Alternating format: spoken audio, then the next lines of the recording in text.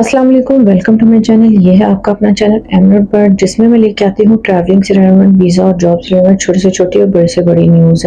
इस चैनल के अंदर आपको मिल सकती है जॉब्स की नई अपडेट, ठीक है, और आपको मिल सकती है बहुत सारी कंट्रीज़ की इंफॉर्मेशन। इसलिए सब्सक्राइब करके नोटिफिकेशन के बटन को प्रेस करके अभी रख लीजिए। तो चलिए स्टार्ट करते हैं अपनी वीडियो का। रिक्वेस्ट है कि वीडियो को पूरा देखिएगा, ताकि जो यहाँ पे एज आ यूएई में जॉब कर रहे हैं, ठीक है, या जॉब करने के लिए सोच रहे हैं, या अभी नए नए जो है यूए में इंटर हुए हैं, उनको ये सारी चीज़ें पता होना बहुत ज़रूरी है। ठीक है, आप वीडियो को एंड तक देखा करें, क्योंकि वही चीज़ें मैंने वीडियो में बताई होती हैं जो आप कमेंट बॉक्स में या इंस्टाग्राम पे आके पूछ रहे होते हैं। ठीक है, तो चलिए स्टार्ट करते हैं अपनी वीडियो का।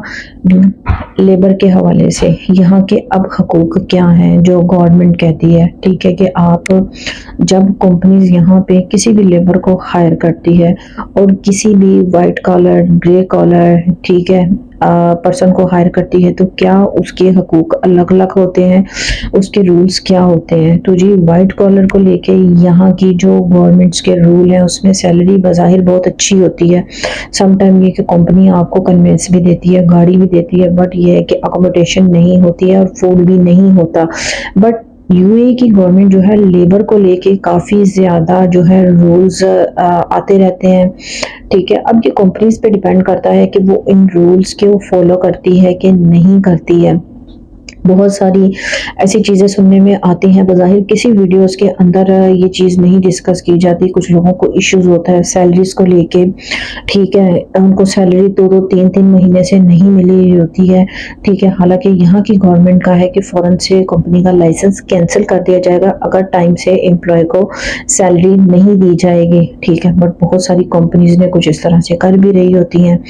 ठीक है, अब ये सारी सिचुएशन अगर आपके साथ हो सकती है कि आपकी कंपनी, वैसे तो बज़ाहिर यहाँ पे कंपनी आपका पासपोर्ट नहीं रख रही, लेकिन कंपनी आपका पासपोर्ट, बहुत सारे कंपनी जो पासपोर्ट अभी भी रख रही हैं, ठीक है, आपका पासपोर्ट अपने पास ही होता है। ठीक है, ये भी लॉ है। उसके अलावा अब अगर कोई कंपनी आपको नाजायज़ आपकी सैलरी नहीं दे रही, आपका पासपोर्ट नहीं दे रही, या आपसे कोई मिस कमिटमेंट कर रही है जो कि आपने कॉन्ट्रैक्ट के ऊपर साइन किए हुए हैं, और अगर आपने उनकी टर्म एंड कंडीशंस को नहीं पढ़ा, तो हर कंपनी की अपनी एक टर्म एंड कंडीशन होती है। जब भी आपको ऑफर लेटर मिलता है, उसे साइन करने से पहले आप लाजमी उसको बहुत अच्छी तरह से स्टडी किया करें। ठीक है, क्योंकि बहुत ज़्यादा तादाद ऐसे लोगों की होती है कि आप जो है वो स्टडी नहीं कर सकते, क्योंकि इंग्लिश में होता है सारा कुछ। तो बेहतर यही है कि किसी और पर्सन से आप लाजमी उसको पढ़ाया करें, ठीक है, क्योंकि उसके ऊपर वो चीज़ें मेंशन होती है जो कंपनी के टर्म एंड कंडीशन में शामिल होती हैं। ये चीज़ें आपके लिए कब अफेक्ट पैदा करती हैं, ठीक है, जब आप कंपनी छोड़ना चाहते हो, आपको बहुत अच्छी अपॉर्चुनिटी मिल रही होती है, बट आपके हाथ बंद जाते हैं। ठीक है, आपको तब जाके ये चीज़ें पता चलती हैं जब कंपनी आपको कहती है कि जी आपने कॉन्ट्रैक्ट के ऊपर इन शराइत को मानते हुए जो है साइन किए थे। तब आपको पता चलता है कि जी चीज़ें तो आपके सामने थी, बट आपकी थोड़ी सी सिर्फ उस टाइप पे डेस्परेट थे, आपने साइन करते हुए देखी नहीं ये चीज़ें। ठीक है, कुछ चीज़ें तो इतनी कॉम्प्लिकेटेड होती हैं कि बाद में आपके लिए बड़ा मसला करती हैं कि लोगों के पासपोर्ट जो है फंसे रहते हैं, कंपनी कैंसिल नहीं करती। और कुछ टाइम पे मैंने ऐसे लोगों को भी देखा है कि जो कि एक एक साल, दो दो साल तक कंपनी की कैंसिलेशन पे बैठे रहते हैं। ठीक है, देखिए, एक हर कंट्री का एक लॉ होता है। अगर आप उस लॉ को समझ लेते हैं, वहाँ रहते हैं, उस लॉ को समझते हैं, वहाँ के कानूनों को वाइड क्या है, जिस डेजिग्नेशन पे आप जॉब कर रहे हैं, ठीक है, वहाँ पे क्या आपकी जो अपने हकूक हैं और क्या कंपनी के, इसको समझ के काम करते हैं, तो आपके लिए कभी भी मसला नहीं होता है। ठीक है, अब काफ़ी लोगों ने क्या किया है, इसकी कंप्लेन की। जब इस तरह के इश्यूज हुए, क्या हुआ, टाइपिंग सेंटर में ज़ाहिर आप कंप्लेन कर सकते हैं, या मोरा में जाके कंप्लेन कर सकते हैं। तो उसमें भी खातिर हुआ, कोई फ़ायदा नहीं देखा मैंने कि उसमें भी कोई फ़ायदा हुआ है। ठीक है, अबल जो है कंपनी मज़ीद बज़िद हो गई और उन्होंने पासपोर्ट भी नहीं दिया और सैलरी भी ज़ब्त कर ली।